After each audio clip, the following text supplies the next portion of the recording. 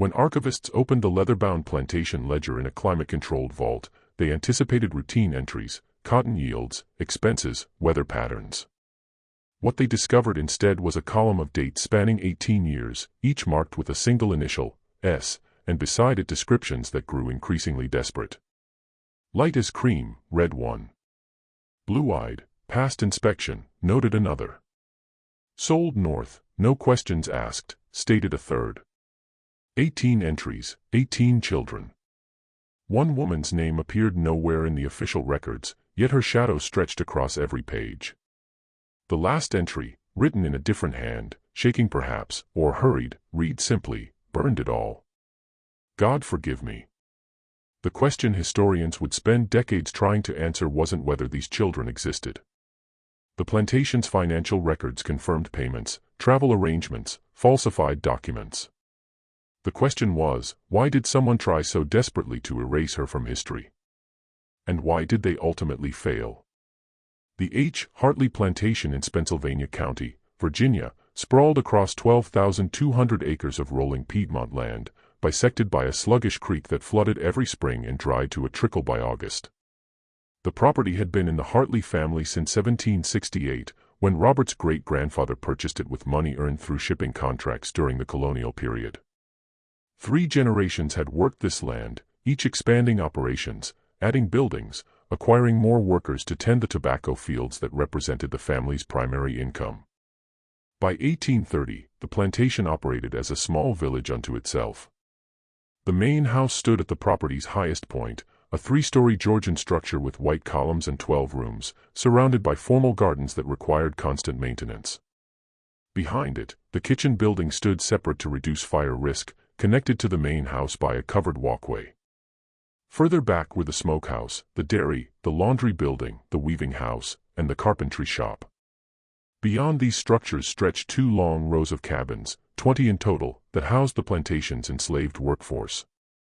214 people lived and worked on Hartley in 1830. Of these, 12 were white, the Hartley family, the overseer and his wife, a tutor for the Hartley children, and several hired craftsmen who lived in quarters near the workshops. The remaining 202 were enslaved, ranging from infants to elderly individuals in their 70s, all categorized in the plantation ledgers by age, gender, skill, and assigned value. The system functioned with mechanical precision. Dawn bells rang at 4:30 during planting and harvest seasons, 5:30 otherwise. Field gangs assembled by 5:15, tools distributed, work assignments given. The day's labor continued until dusk with a brief midday break for the noon meal.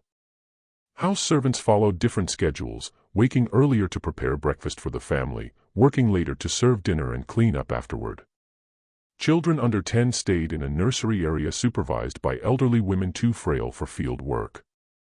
Those over 10 began learning trades or joining lighter work gangs, gradually building toward full adult labor by age 14. Robert Hartley III, called Young Robert until his father's stroke made him simply Robert, had been groomed for this inheritance since birth. His father, Robert II, believed in proper education for plantation management. Young Robert spent his childhood learning the basics: crop rotation, soil management, market timing, labor allocation. At 16, he was sent to Richmond to study law, not because the family expected him to practice, but because legal knowledge was essential for protecting property and navigating increasingly complex regulations around slavery, debt, and inheritance. Richmond in the 1820s was a city of contrasts. The state capital housed impressive government buildings and wealthy merchants' homes, but also slave auction houses and crowded docks where tobacco and human cargo departed for distant markets.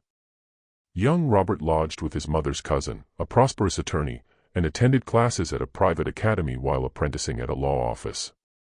He was meant to learn discipline, professional conduct, and the networks that would serve him when he returned to manage family affairs.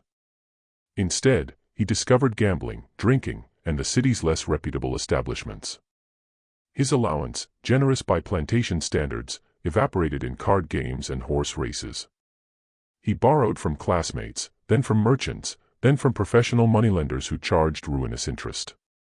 By his 3rd year in Richmond, at age 21, he owed over $2,000 to various creditors, a sum that would take his father years to repay, even if tobacco prices remained strong. Robert II knew nothing of this. His son's letters home were cheerful and vague, mentioning studies and social engagements, but never finances. The cousin who was supposed to supervise the young man was too busy with his own practice to notice, or perhaps too diplomatic to report the mounting problems. Robert II continued sending quarterly allowances and planning for his son's eventual return to take over plantation operations. Then, in February 1832, Robert II suffered a massive stroke while reviewing accounts in his study.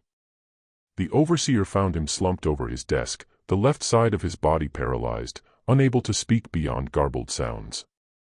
The doctor summoned from Fredericksburg, a 2-hour carriage ride, confirmed the severity. The elder Hartley might live for years, the doctor explained, but he would never walk independently again, never speak clearly, never manage complex affairs. The plantation needed new leadership immediately. Young Robert received the urgent letter in Richmond and experienced simultaneous emotions, grief for his father's condition, and relief that the crisis would force his creditors to wait. A son returning home to manage family affairs during an emergency couldn't be done for debts, not immediately. It bought him time to find solutions before the moneylenders could pursue legal action that would expose his financial recklessness to his family. He arrived home in March 1832, accompanied by his new wife. Margaret Ashworth had seemed like Providence when Robert met her at a Richmond social function 6 months earlier. She was 17, recently graduated from a Philadelphia finishing school, visiting Richmond relatives for the season. More importantly, she was an heiress. Her father, a Charleston merchant who died the previous year, had left her a substantial dowry, $8,000 in cash and partial ownership of a Carolina rice plantation that generated annual income. Robert courted her with desperate intensity, seeing in this shy, educated girl the solution to all his problems. Her relatives, distant cousins serving as guardians, were flattered by attention from an established Virginia family and saw no reason to investigate the Hartley finances too closely. The tobacco plantation was real, the family name respectable. They approved the match. Margaret accepted his proposal because she was 17, away from home, and taught that marriage to a landed gentleman represented appropriate feminine success. Robert seemed charming enough during their brief courtship, attentive, educated, from the same social class. She didn't love him, but love wasn't required for a successful marriage.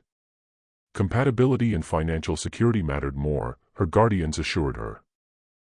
They married in January 1832, a small ceremony in Richmond. Margaret's dowry transferred to Robert's control immediately, as law required. He paid off his most urgent debts, settled accounts that were approaching legal action, and still had enough remaining to relieve some pressure on the plantation's finances. When his father's stroke occurred weeks later, it almost seemed, some neighbors would later whisper, remarkably convenient timing. Margaret arrived at her new home in March to discover a situation nothing like what she'd imagined. The Philadelphia finishing school had taught her French, piano, needlework, and appropriate conversation for social occasions.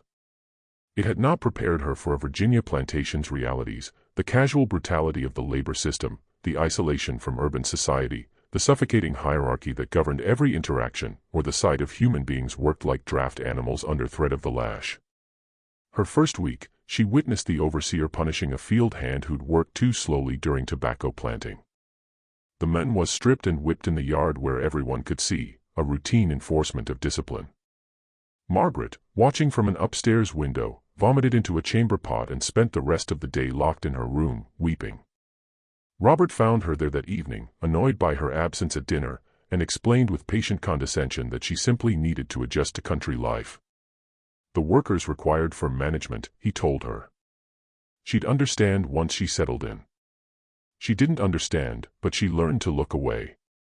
Her education had prepared her for this, too, how to maintain appropriate appearances, how to ignore unpleasant realities, how to focus on the narrow sphere of household management and social obligations while leaving the broader world to men's control. The household staff consisted of 12 people who worked exclusively in and around the main house, a cook, 2 kitchen assistants, a butler, 3 maids, 2 laundry women, a lady's maid for Margaret, a manservant for Robert, and a boy who tended fires and carried messages. Additional workers came from the fields as needed for heavy cleaning or repairs, but these 12 formed the core domestic staff, sleeping in quarters attached to the kitchen building and the laundry house. Among them was a young woman Margaret's age, 18 when Margaret arrived.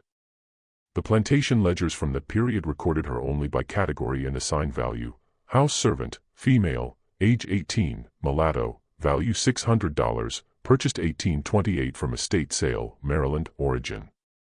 Her skills included cleaning, cooking, needlework, and basic literacy, the last unusual and technically illegal to teach, but valuable for household management, since she could read recipes and written instructions.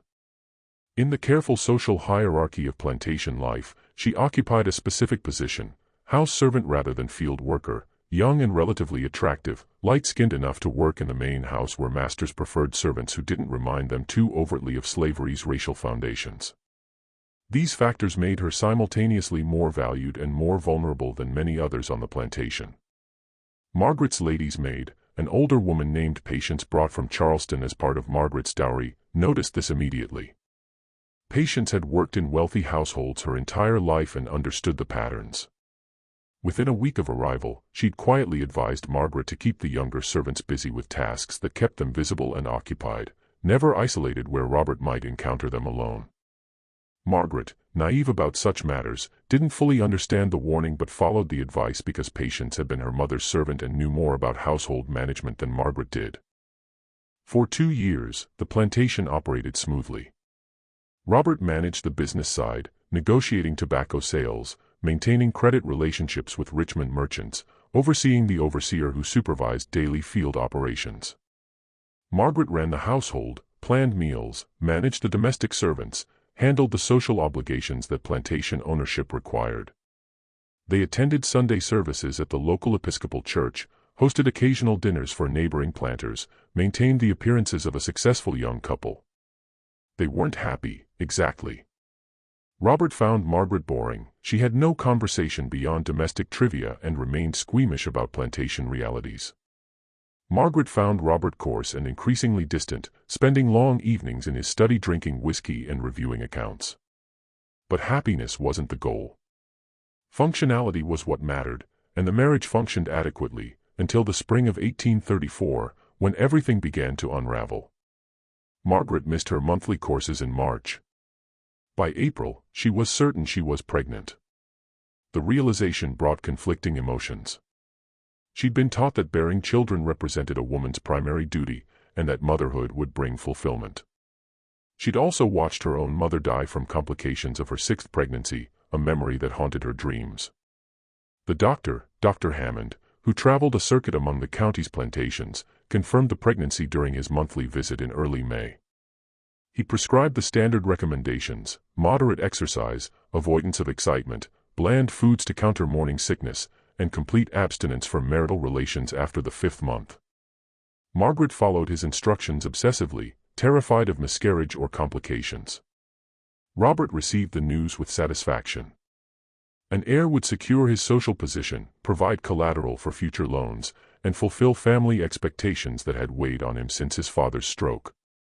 He announced the pregnancy to neighboring planters and began planning nursery renovations. The upper floor's southwest corner room, largest and brightest, would be converted to a nursery suite with an adjoining room for a wet nurse and nursemaid. The household reorganized around Margaret's pregnancy. Her workload was reduced to almost nothing. Patience and 2 other maids attended her constantly, bringing meals to her room when morning sickness made her unable to face the dining room, helping her with the increasingly complex dressing procedures required by maternity fashion, reading to her during the long afternoon hours when she was forbidden from exertion. May passed peacefully. Margaret's morning sickness eased slightly, and she felt well enough to take short walks in the garden. June arrived hot and humid, as Virginia summers always were, and she retreated to her darkened bedroom, where servants fanned her and brought cool drinks. Dr. Hammond visited mid-June and pronounced everything progressing normally. The baby was due in late December, a Christmas blessing. 3 days after Dr. Hammond's visit, Margaret woke at midnight with agonizing cramps. The bed was soaked with blood. She screamed for Patience, who came running, took one look, and sent the manservant sprinting for the doctor. By the time Dr. Hammond arrived 2 hours later, Margaret was hemorrhaging dangerously, barely conscious from blood loss and shock. He worked through the night, doing what little medical science of the 1830s could do: opiate preparations to encourage the uterus to contract, pressure to slow bleeding, prayer that her body would recover. The miscarriage completed itself by dawn. The barely formed fetus expelled along with dangerous amounts of blood. Margaret survived, but Dr. Hammond's prognosis was grim. He explained to Robert, Margaret was too sedated with laudanum to understand, that the miscarriage had caused severe internal damage. Scarring and tearing meant future pregnancies were unlikely, and if conception did occur, carrying to term was improbable. Attempting pregnancy again could kill her. He recommended they consider themselves fortunate she'd survived and accept childlessness as God's will. Robert listened to this explanation in his study, Dr. Hammond's voice sympathetic but clinical, and felt his world contract.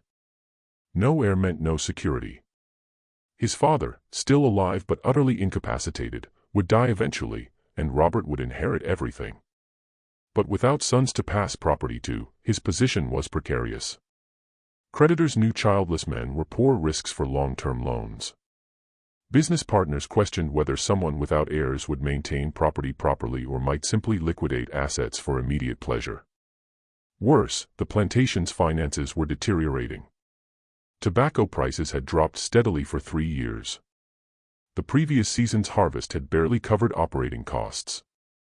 Robert needed capital for improvements, new equipment, drainage projects, possibly transitioning some acreage to different crops.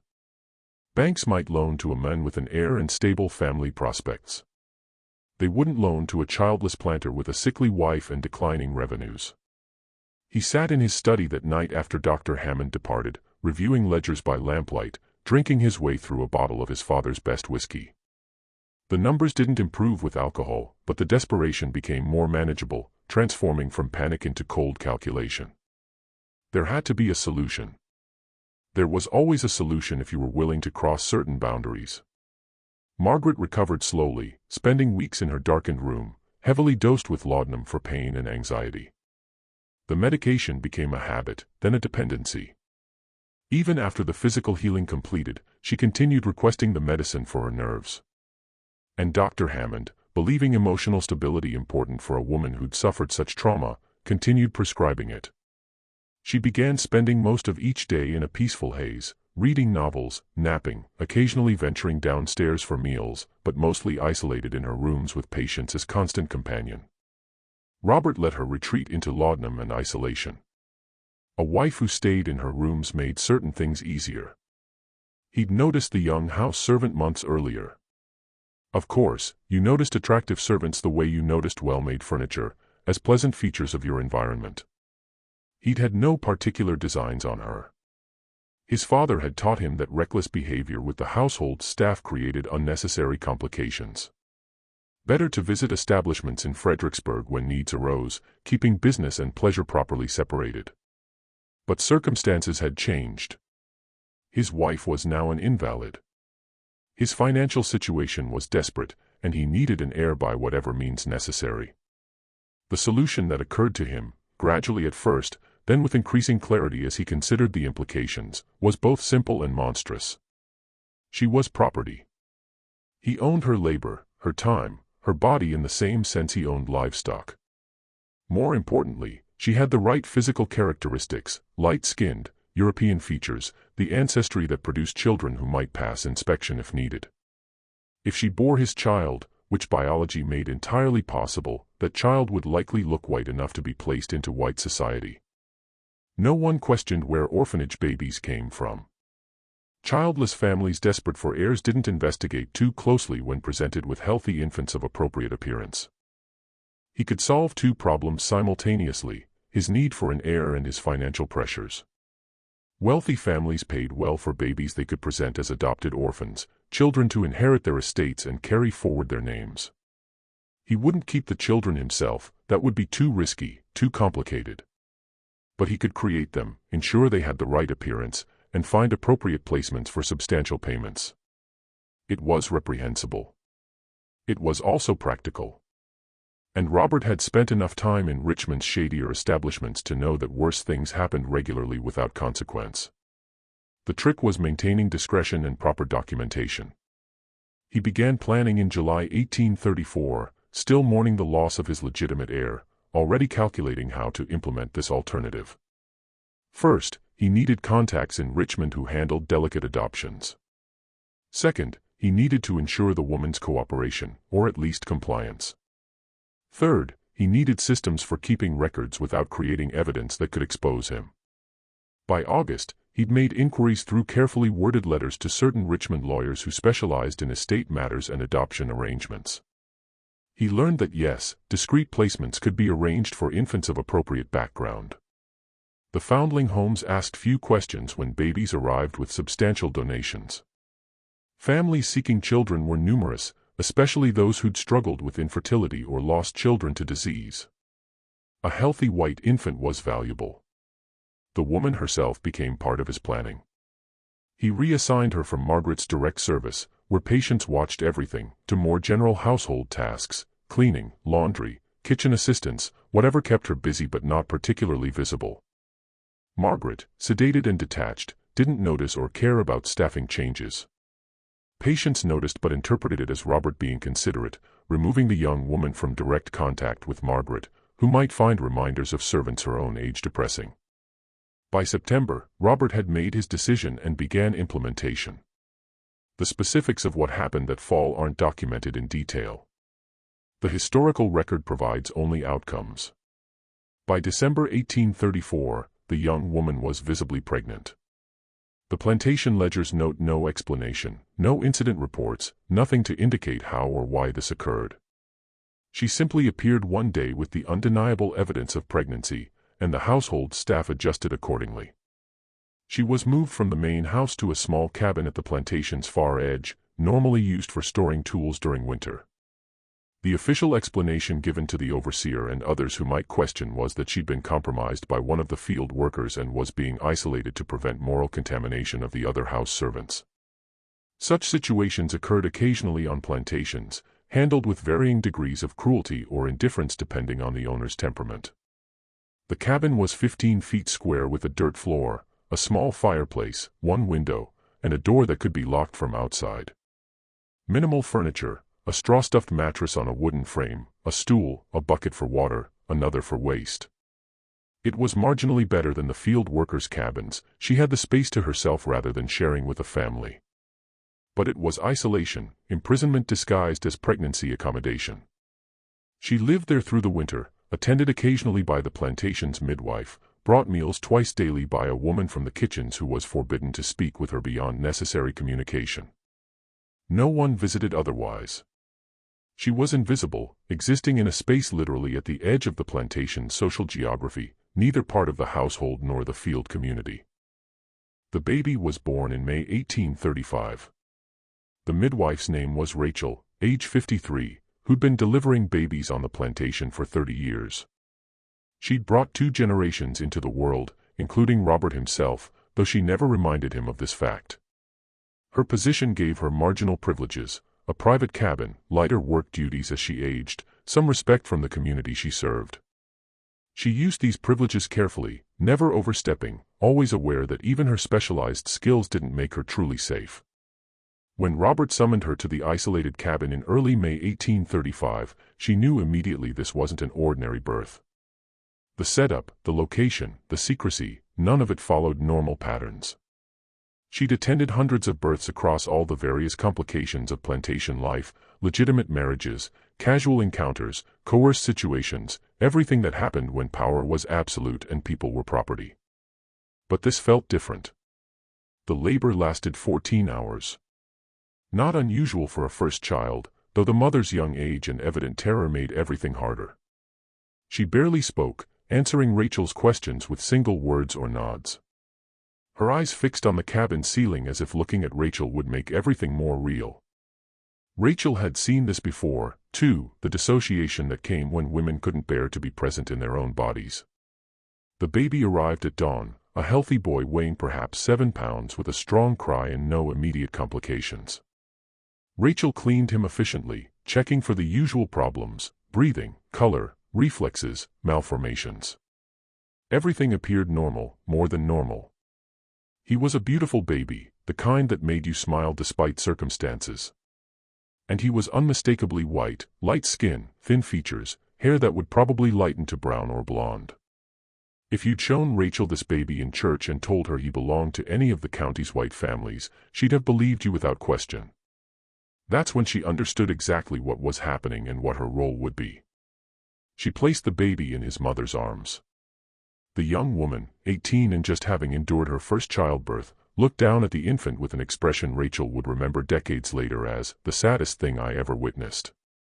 Not rejection, not even the complicated resentment that sometimes appeared in births that resulted from violence. Just profound, absolute sadness, as if she could see the future and knew exactly how this story would end. He's healthy, Rachel said quietly, because someone needed to speak. Strong. He'll do well. The woman said nothing, just held the baby for those first few minutes, studying his face like she was memorizing it. Rachel left them alone and went to report to Robert, who'd been waiting at the main house. She found him in his study, ledgers spread across his desk, pen in hand. He looked up when she entered, and she saw in his eyes that he'd been planning this moment for months. "Well," he asked. "Healthy." "Boy," Rachel reported. "No complications." And the appearance? There it was, the question that confirmed everything. Rachel had been practicing her answer, keeping her voice neutral, professional. Light-complected. Features are acceptable. Robert smiled, genuine pleasure crossing his face.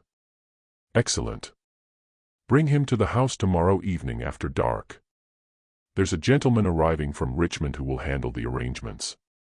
Rachel nodded and left without further questions, returning to the cabin where the young mother was nursing the baby for what Rachel suspected would be the first and last time.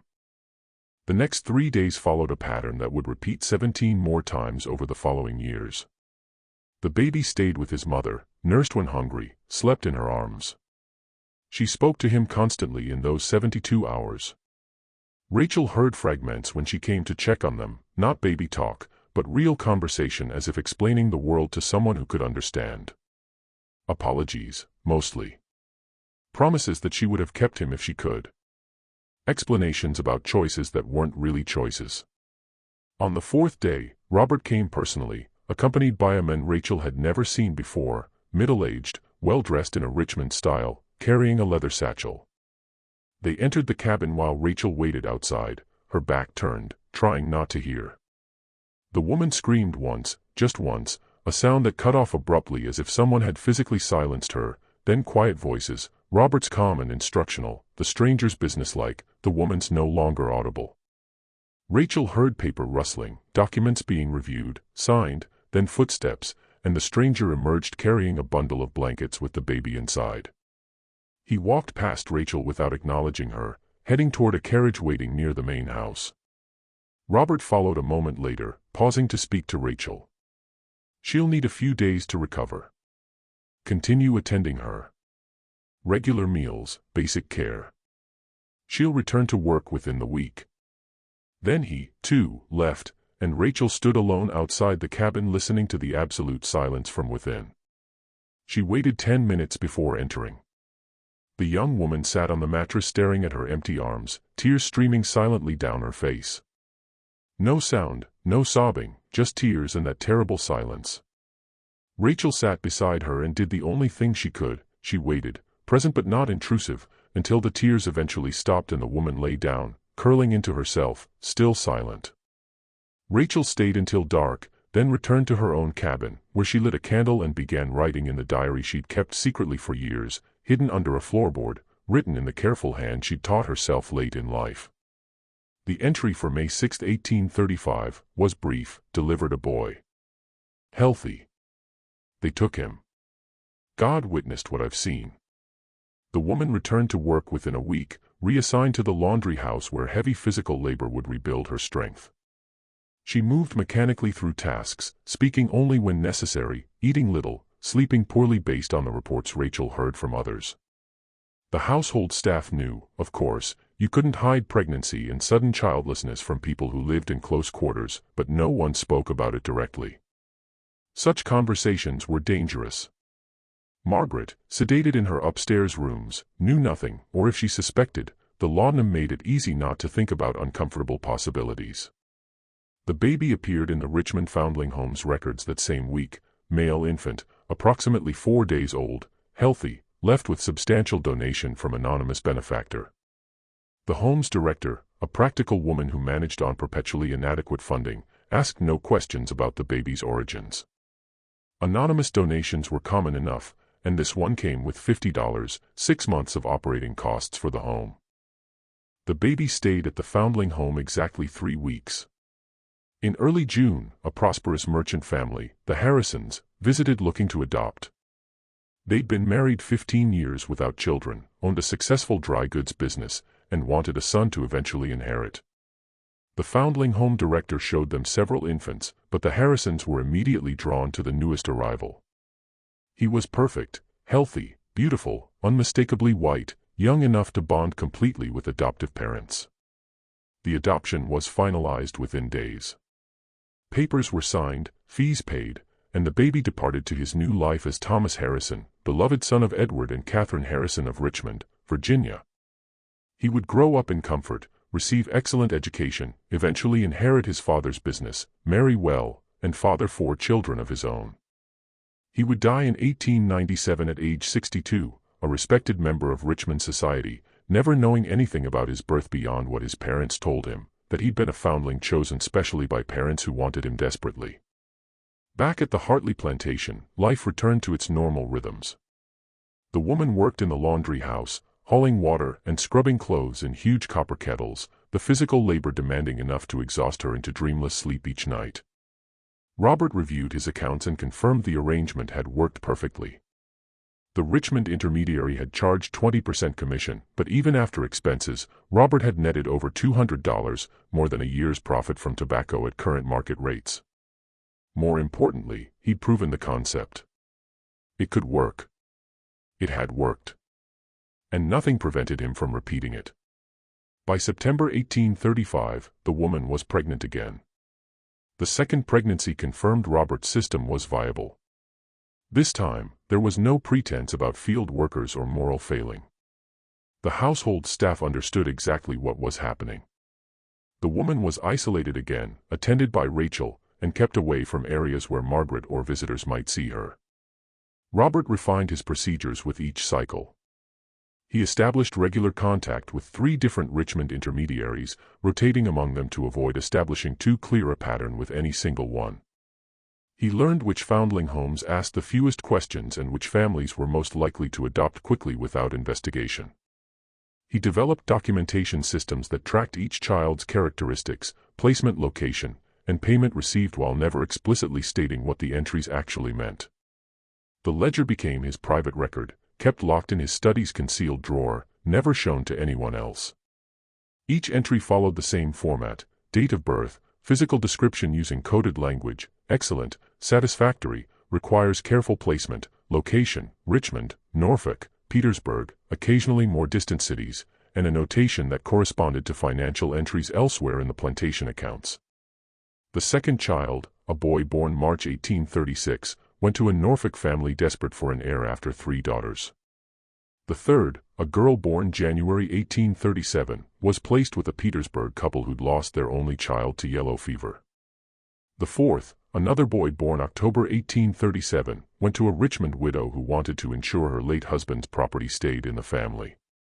Each placement brought between $150 and $300, sometimes more if the family was particularly wealthy and desperate.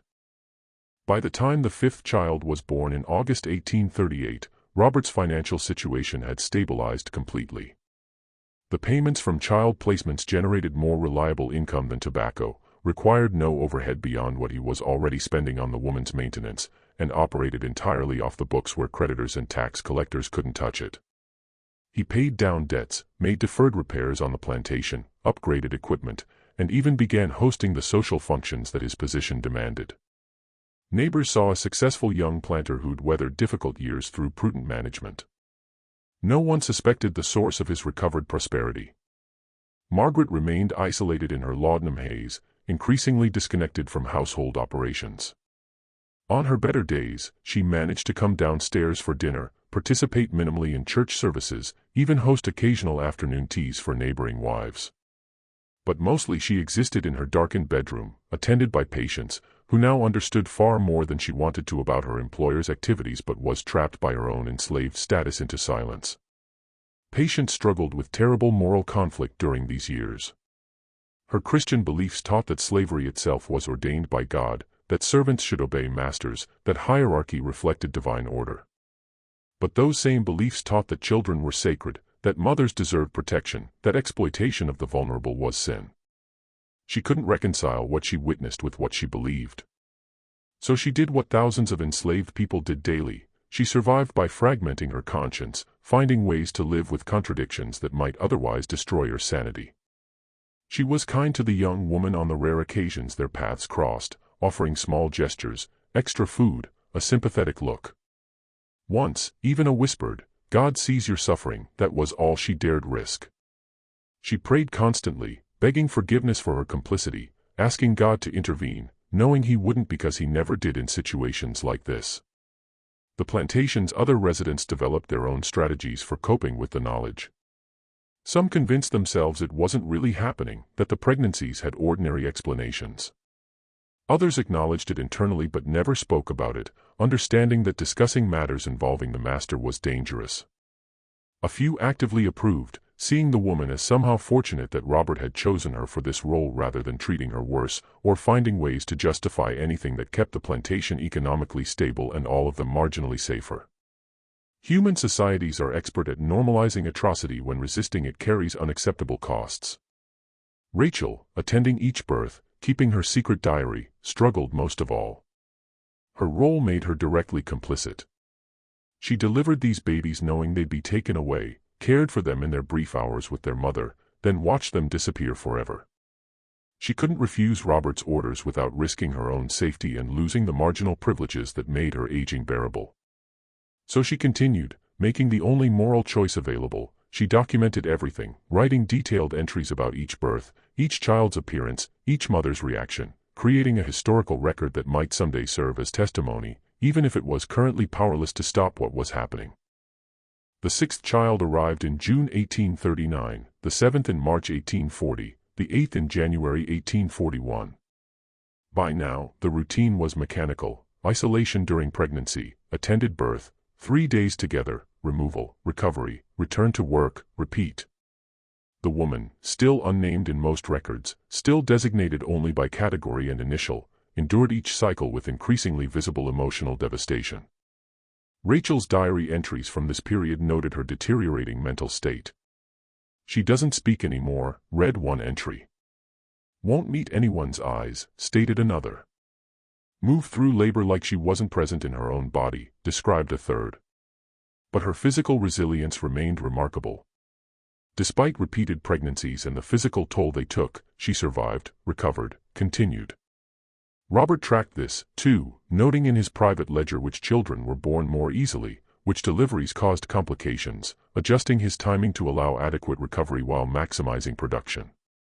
He approached it like livestock breeding, calculating optimal intervals between pregnancies to maintain the woman's viability as long as possible.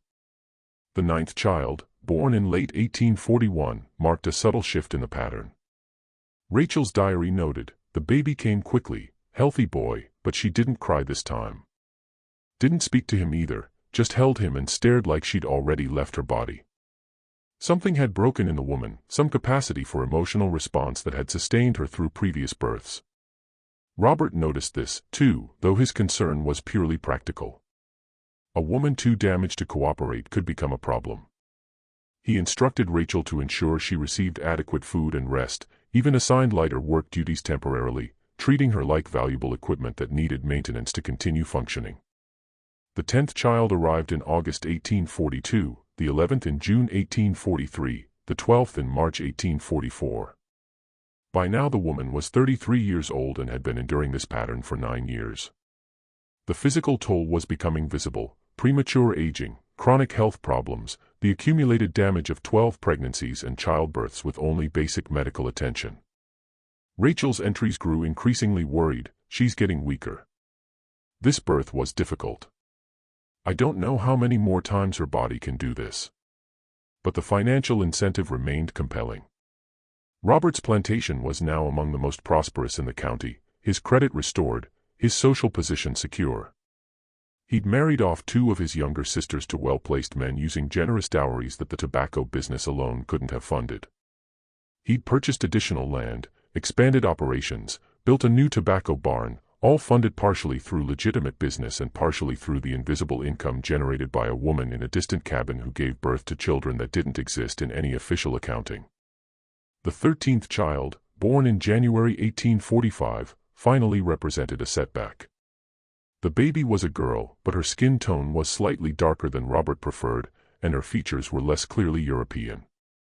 She stayed at the foundling home for 5 months before a placement could be arranged, and even then, the adopting family was less prestigious, a rural farming couple rather than urban merchants or professionals. Robert's payment reflected this, only $75 instead of his usual $200 to $300. The ledger entry for this child was annotated with unusual detail, placement difficult. Features less satisfactory. Pricing reduced. Must ensure future products meet standards. The dehumanization was complete. He'd stopped thinking of these babies as children and saw them purely as commodities whose value depended on appearance. Margaret died that spring, her system finally succumbing to years of laudanum dependency. She simply didn't wake one morning, her heart quietly stopping during sleep. The doctor listed heart failure due to nervous exhaustion, which was accurate enough. She was 30 years old but looked 50, used up by grief, medication, and willful ignorance about her household's realities. Robert observed appropriate mourning, 6 months of reduced social activity, black clothing, subdued demeanor. Then he began courting Eleanor, a 43-year-old widow from North Carolina whose husband had died the previous year. Eleanor had no illusions about romance. She wanted financial security and household authority, and Robert wanted a respectable wife who wouldn't ask difficult questions. They married in November 1845, 6 months after Margaret's death, and Eleanor assumed management of the household with brisk efficiency. Eleanor was no fool. Within weeks, she'd understood exactly what was happening on the plantation, but she was also practical and, in her way, morally flexible. She'd grown up in the plantation system, had managed enslaved workers her entire adult life, and had long ago made peace with the moral compromises required for comfort and security. If Robert had found an innovative income source, that was his business. Her job was managing the household, not questioning her husband's methods. She did insist on certain boundaries. She never wanted to see the woman, never wanted to hear details, never wanted the situation acknowledged in her presence. As long as Robert kept it completely separate from household operations and social life, Eleanor would ignore it. This suited Robert perfectly. Eleanor was far more useful as a partner than Margaret had ever been. The pregnancies continued. The 14th child in September 1846, the 15th in July 1847, the 16th in May 1848. The woman was now 37 years old, had been enduring this pattern for 13 years, and was clearly deteriorating. Rachel's diary entries from this period are increasingly distressed. She's so thin. The bleeding won't stop. I truly believe the next birth will kill her. Yet she continued to survive, displaying the kind of profound resilience that speaks either to remarkable physical constitution or to the human body's terrible ability to endure unendurable circumstances because death won't come despite being preferable. Robert was now 60 years old, still physically vigorous but aware he was aging. His father had finally died in 1847, releasing him from the grim duty of managing an invalid. Several of his children, the legitimate adoptees he'd placed, had grown into successful young adults, though of course he could never acknowledge them publicly. He'd tracked their progress when possible, confirming his genetic legacy thrived in multiple households across Virginia and beyond. The 17th child was born in March 1849 and marked another milestone. It was the first time the woman actively resisted. According to Rachel's diary, when Robert came to take the baby on the 3rd day, the woman refused to hand the child over. She'd held the infant, a boy, and simply said, no. Robert had expected this eventually. He brought the overseer with him, and between them, they physically pried the baby from her arms while she fought silently, no screaming, just desperate physical resistance that ended when the overseer struck her hard enough to daze her. They took the baby and left her bleeding from a split lip, curled on the mattress, making a low keening sound that Rachel described as less than human and more than human at once. That resistance earned her 3 days locked in the cabin without food, a punishment for disobedience. When Rachel was finally allowed to bring her food and check on her, she found the woman alive but utterly broken, sitting in her own waste, staring at nothing. "I thought that was the end," Rachel wrote in her diary. "I thought she would die, either from her body giving out or from her spirit finally breaking completely. But she didn't die. She just continued, like a clock that keeps ticking even after the clockmaker has abandoned it." The woman returned to work eventually, thinner and more silent than ever, moving through assigned tasks mechanically. The household staff whispered that she'd gone mad, and perhaps in some sense she had. But she continued to function, to survive, to endure, because the pattern wasn't finished yet. There was still one more child to come. The 18th pregnancy began in the late summer of 1855. The woman was 44 years old, exceptionally old for pregnancy, even in ideal circumstances, dangerously old given her medical history and accumulated physical damage. When Rachel confirmed the pregnancy in September, she went directly to Robert and begged him to terminate it, explaining that continuation would almost certainly kill the woman and might produce a stillborn or deformed child anyway. Robert refused. This would be the last child. Even he understood that continuing beyond this point was impossible. But he wanted that final product. The woman would likely die regardless at this point, worn out from years of use. Better to extract one more child who might be valuable than to simply let her deteriorate without purpose. His calculation was purely economic. The woman represented sunk costs at this point. Her useful life was ending whether he continued or not. But a healthy white infant could still bring $200 or $300. From a business perspective, attempting one final pregnancy made sense, even if it killed her, because she had minimal remaining value otherwise. The pregnancy progressed with terrible difficulty from the start, severe morning sickness that lasted throughout, not just the first months, dangerous swelling in her extremities, chronic pain that left her unable to work for weeks at a time. Rachel's diary entries became increasingly desperate, describing a woman whose body was actively failing. She can't keep food down. The swelling is so severe her skin is cracking. She has fever that won't break. In March 1856, 3 months before the baby's due date, Rachel went to Robert again, this time bringing Eleanor with her. Together, they argued that the situation was medically dangerous, that continuing risked not just the woman's life but potentially a stillborn child, and that common sense dictated terminating the pregnancy. Eleanor, practical as always, framed it in financial terms. A dead mother and dead baby represented total loss, while terminating now at least preserves. She trailed off, because there really wasn't anything to preserve at this point. Robert heard them out, then refused again. They were too close to completion. The baby might survive even if the mother didn't, and that would be sufficient. 3 more months. Those final months were torment that Rachel documented in clinical detail. The woman was confined to the cabin permanently, too weak to move more than a few feet. She developed bedsores from constant lying down. Her breathing became labored.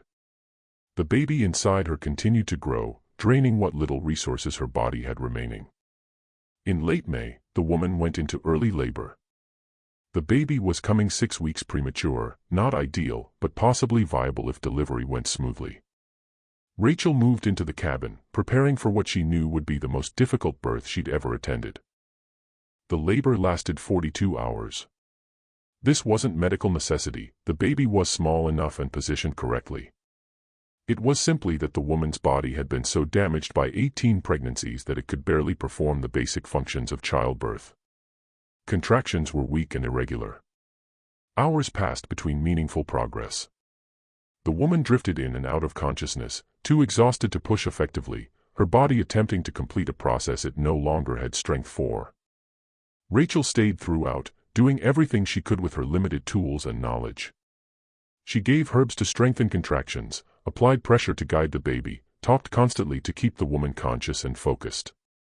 She sent for help. 2 other women experienced with childbirth came to assist, bringing clean cloths and water and extra hands. The baby finally came at dawn on June 4, 1856. A girl, tiny but alive, weighing perhaps 4 pounds. Her cry was weak but present.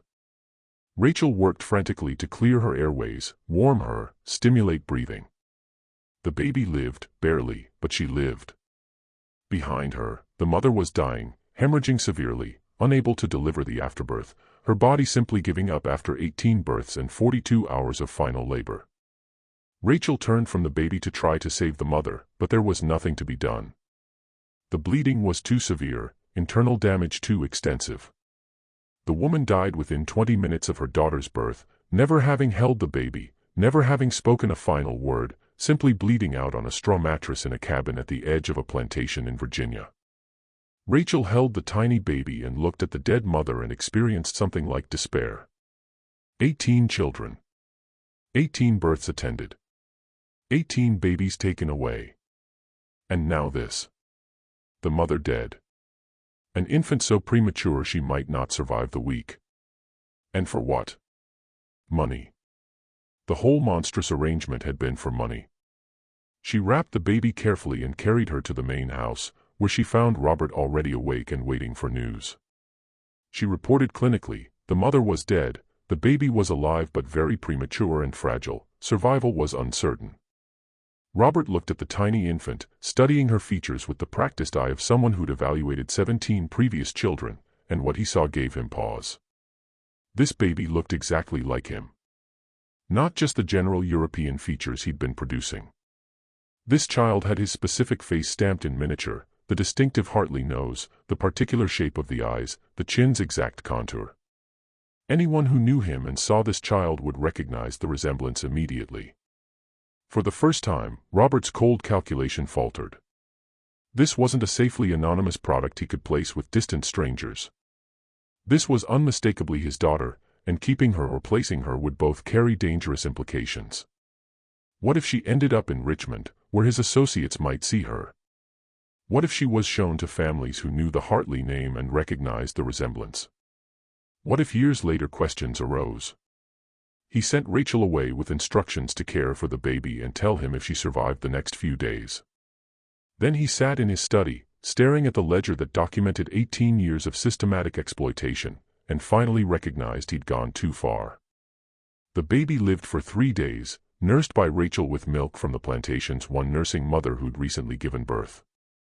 The tiny girl took milk weekly, slept most of the time, and on the evening of June 7th, simply stopped breathing. Infant mortality was common enough that her death surprised no one. Robert had the baby buried without ceremony in the plantation's designated area next to her mother, who'd been interred days earlier. No markers identified either grave. They simply disappeared into the earth, anonymous even in death. For the first time in 18 years, Robert felt something like guilt. Not for the exploitation itself, he'd made peace with that years ago, but for the dangerous exposure the final child represented. He'd been lucky she died. If she'd survived, if he'd been forced to either keep her or place her, knowing the resemblance could expose everything, the entire arrangement could have unraveled. The ledger sat in his study, documenting his crimes in neat handwriting. He should have destroyed it years ago, but he'd kept it as private record of his accomplishment, proof of his cleverness in finding an invisible income source. Now, it represented evidence, a detailed confession written in his own hand. In September 1856, Robert attempted to destroy the evidence. He burned documents from the cabin where the woman had lived, destroyed correspondence with Richmond intermediaries, found and burned contracts and payment records that might connect him to the child placements. He worked through the night, feeding his fireplace, watching paper curl and blacken, trying to erase history. But he kept the ledger. Perhaps from vanity, perhaps from inability to let go of documentation of his ingenuity, perhaps simply because destroying it felt like admitting wrongdoing rather than just covering tracks. He hid it more carefully, built a concealed compartment in his study's wall, and told himself it was safe enough. The plantation should have returned to normal operations. The woman was dead. The arrangement was over. Robert could focus on standard plantation business in his remaining years. Instead, everything began to fall apart. The fires started in November 1856, 5 months after the woman's death. The first destroyed a tobacco barn containing that season's harvest. Hundreds of pounds of cured tobacco ready for market gone in an inferno that lit up the night sky. The next morning, investigating the ruins, the overseer found no obvious cause, no lightning strike, no discarded pipe, no evidence of accidental ignition. Just a thorough, efficient fire that consumed everything. Robert absorbed the financial loss. He had reserves by this point, and increased security. The overseer posted watchers, instituted evening patrols, tried to establish who'd been where when the fire started. But the plantation's geography made surveillance difficult. 1,200 acres, dozens of buildings, 200 residents. Someone determined to cause damage could find opportunities. The second fire came in December, taking out the stables. 3 horses died, including Robert's favorite riding horse. This fire was also inexplicable. It started after midnight when the stable was locked and secured, spread too quickly to be accidental, and showed signs of deliberate ignition based on the burn patterns. January brought the third fire, this one damaging the main house's east wing. Only quick action by household staff prevented it from spreading to the entire structure, and even so, 2 bedrooms were destroyed and smoke damage affected much of the upper floor. Eleanor, who'd been sleeping in the west wing, was shaken enough to demand explanations Robert couldn't provide. The pattern was undeniable. Someone was systematically destroying plantation infrastructure. The question was who and why. Robert interrogated servants, field workers, everyone he could identify who might have grievance or opportunity. The overseer used violence trying to extract confessions. No one admitted anything. The fires continued, supplemented now by other sabotages, tools breaking mysteriously, supplies spoiling, fences collapsing, livestock escaping or dying from unexplained causes. The plantation's operations deteriorated. Field work suffered as workers were pulled for security duty. Expenses mounted as Robert replaced damaged equipment and buildings. The overseer, frustrated and frightened, became increasingly brutal, which only made the remaining workers less cooperative. A cycle of violence and resistance developed that made the situation progressively worse. By March 1857, Robert's financial reserves were depleting. The tobacco business had been mediocre for years anyway, sustained only by the secret income from child placements. Now, with that revenue ended and sabotage destroying property faster than tobacco could fund repairs, he faced the prospect of actual bankruptcy. Eleanor had a stroke in April, milder than what had afflicted Robert's father, but enough to leave her right side weakened and her role as household manager compromised. She needed constant care, which meant additional servants pulled from other duties, further disrupting operations. The plantation was collapsing, and Robert couldn't understand why. He'd treated his workers no worse than any other planter. Yes, he'd used one woman for his purposes, but that was hardly unusual. Such arrangements occurred on plantations throughout the South. Why was his workforce now in open, if undeclared, rebellion? What Robert didn't understand, what he couldn't understand from his position of absolute power, was that the woman in the distant cabin had been visible to her community in ways he'd never noticed. The other enslaved people had known her before her years of isolation. They'd watched 18 pregnancies. They'd known when babies disappeared. They'd understood exactly what was happening and had been powerless to stop it while she lived. But now she was dead, and the covenant that bound them to compliance, the desperate hope that cooperation might bring marginal safety, had dissolved. Robert had demonstrated that cooperation meant nothing. Compliance guaranteed nothing. She'd given him 18 children and died for the effort, receiving no protection, no mercy, nothing but exploitation until her body finally failed. If cooperation brought no safety, then why cooperate? The fires, the sabotages, the small resistances, these weren't organized rebellion in any formal sense. There was no conspiracy, no planning meetings, no identified leadership. Instead, it was spontaneous, distributed resistance, individuals and small groups independently deciding they'd reached limits and beginning to push back in whatever ways they could without obvious exposure. A fire here, a broken tool there, livestock accidentally released, supplies carelessly allowed to spoil, none of it traceable to specific individuals, all of it adding up to systematic destruction of the plantation's operational capacity. Robert tried everything to restore order. He increased punishments, offered rewards for information, made speeches about shared interests and appropriate behavior. Nothing worked. The plantation's workforce had collectively, silently decided that his authority no longer held force, and there was nothing he could do to restore it without violence so extreme it would destroy the labor force he needed. In June 1857, Eleanor died, officially from complications of her stroke, though timing suggested possibly more sinister causes. Unexplained deaths occurred on plantations. Poisons were available to those who worked in kitchens and new plants. Proving cause of death was nearly impossible with 1850s medical knowledge. Eleanor simply weakened over several days and died, and the doctor saw nothing definitively suspicious, even if he had private suspicions. Robert was alone now, 61 years old, managing a collapsing operation, increasingly paranoid and isolated. His father was dead, both wives were dead, he had no acknowledged children, and the plantation that represented 3 generations of family legacy was disintegrating around him. He spent more and more time in his study, drinking heavily, reviewing ledgers that documented his various failures and crimes. The secret ledger came out of its hiding place, and he spent long nights reading through 18 years of entries, 18 children's brief existence documented in business-like notation. What had he accomplished? Financial security that was now evaporating. Social position that meant nothing if the plantation failed. A genetic legacy scattered across Virginia in children who'd never know his name. And one woman dead at 44, used up completely, buried without a marker in ground he'd owned. Had it been worth it? The question haunted him in those long night hours. By any practical calculation, yes, he'd generated substantial income, weathered financial crisis, maintained his position. But something about the final child's death, or the woman's silent endurance through 18 births, or perhaps just the accumulation of consequences now destroying everything he'd built, made him question whether cleverness and success were the same thing.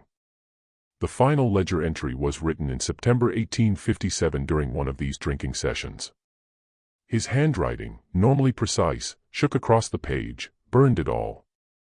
God forgive me. He had tried to burn the evidence, though incompletely. He'd destroyed the cabin where everything had happened, watching it burn and feeling something like catharsis. He'd found and burned other documents, letters, records. But he kept the ledger, unable to destroy the final testimony to what he'd accomplished. The plantation records show increasing disorder through September 1857. Entries became erratic. Calculations didn't balance. Paranoid notes appeared in margins. Robert was deteriorating mentally, his world collapsing, his certainties dissolved. He died on October 15, 1857, found at his desk by the manservant who brought morning coffee. Heart failure, the doctor ruled, which was true in the medical sense, his heart had stopped. Whether from natural causes, poison, or simply the body giving up under stress and alcohol abuse, no autopsy was performed to determine. Robert was buried in the family plot with appropriate ceremony, eulogized as a respected planter who'd maintained family legacy through difficult times. The minister who delivered the eulogy was the same man who'd visited the woman in her cabin years earlier and witnessed her suffering. He spoke about Robert's life, his accomplishments, his standing in the community. He did not mention that every word tasted like ash in his mouth. The plantation passed to a distant cousin who arrived to find operations in complete chaos. 60 of the 200 enslaved workers had already escaped, taking advantage of the disorder to flee north.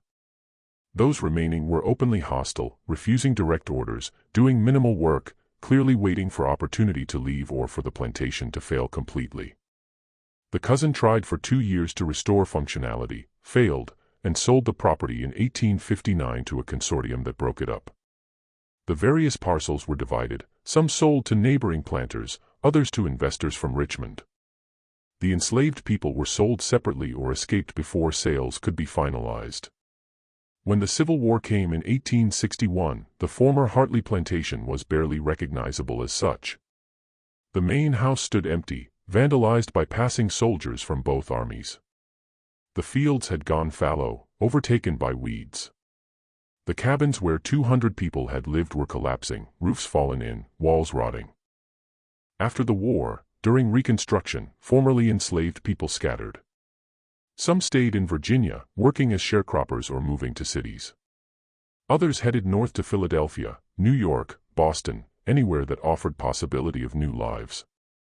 They carried their memories with them, stories about the places they'd been enslaved. But many of those stories died with them, never written down, never formally preserved. Rachel ended up in Philadelphia working at a colored hospital that served freed people. She was in her 70s by then, her midwifery years behind her. But she had experience with illness and dying, which was valuable in the chaotic post-war years when thousands of freed people were flooding north, many sick or injured or traumatized. It was in Philadelphia in 1889, approaching 85 and knowing she was dying, that Rachel finally decided her diary needed to become public testimony. She'd kept it secret for 40 years, hidden and private, documentation of horror she'd witnessed but couldn't prevent. Now, with her life ending and slavery itself officially abolished, she sent the diary to an abolitionist newspaper that still published. The paper ran excerpts over 3 issues in the fall of 1889. The response was mixed. Some readers were horrified, demanding investigations.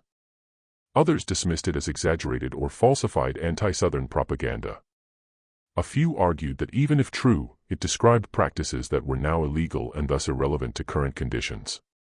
The minister who'd known the Hartley Plantation also published his memoirs in the 1890s, including careful descriptions of what he'd witnessed there. He was vaguer than Rachel, he'd seen less and understood less, but his testimony corroborated key elements of her account. Academic historians began investigating in the early 1900s, cross-referencing Rachel's diary with plantation records, church documents, county records, foundling home logs. The pattern emerged gradually: 18 children, 1 woman, systematic exploitation over nearly 20 years. The Hartley Plantation ledger surfaced in 1931, discovered in an estate collection being processed by a university archive. The graduate student who found it recognized immediately that the coded entries corresponded to Rachel's descriptions. Combined documentation finally proved definitively what had happened. The dates matched, the numbers aligned. The system Rachel had described was confirmed by Robert's own meticulous records. Genealogical research began in earnest in the 1940s, trying to trace the 18 children. 12 were identified through various records, birth dates matching foundling home admissions, adoption records, marriage and death certificates, census data. The researchers built family trees showing that these 12 children had lived ordinary lives, married, had children of their own, died peacefully decades later. Their descendants, and by the 1940s there were dozens, mostly had no idea about their ancestry. A few families contacted carefully by researchers were shocked to learn their respected grandparents or great-grandparents had been born into circumstances they'd never imagined. Some embraced the historical truth, recognizing it explained family mysteries. Others rejected it entirely, insisting researchers were mistaken or malicious. The 6 untraced children simply disappeared into history's vast anonymity. They may have died young, been poorly documented, or successfully hidden their origins so completely that no documentary trail survived. As for the woman herself, the one who'd endured everything, the one whose body had produced 18 children, the one who died at 44 in a cabin at Plantation's edge, her identification remained uncertain. Rachel's diary called her S, suggesting Sarah. Plantation ledgers used various designations but never a full name. The 1850 census listed an unnamed woman of appropriate age and category. In the 1940s, researchers found one promising lead, a man in Detroit whose grandmother had escaped Virginia during the Civil War and told stories about a woman on the Hartley Plantation named Sarah who carried her grief quiet and her rage quieter. But third-hand testimony across 80 years couldn't constitute proof, and no confirming documentation ever emerged. Sarah, if that was her name, remained as anonymous in history as she'd been forced to be in life. Her grave, unmarked and unrecorded, was somewhere on property that had been subdivided and redeveloped multiple times since 1857. Nothing physical remained. The academic papers published in the 1950s and 60s analyzed various aspects of the case. Economists studied the illegal adoption market's functioning. Medical historians examined the implications of 18 pregnancies with 19th-century medical care. Psychologists considered the trauma's effects.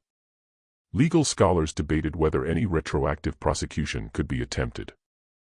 The case became a footnote in slavery histories, notable for its systematic nature and unusual documentation.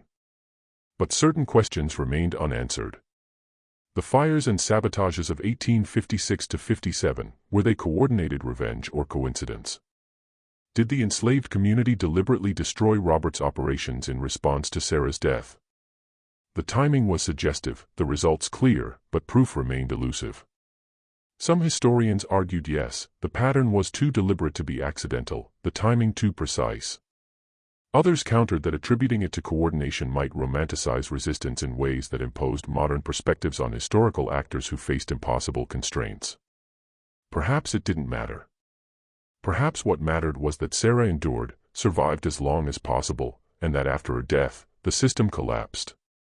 Whether through deliberate action, spontaneous resistance, or simply the accumulated weight of exploitation finally exceeding what structure could bear, the plantation that had consumed her couldn't sustain itself after her death. The Hartley Plantation site is now a shopping center in Pennsylvania County, Virginia.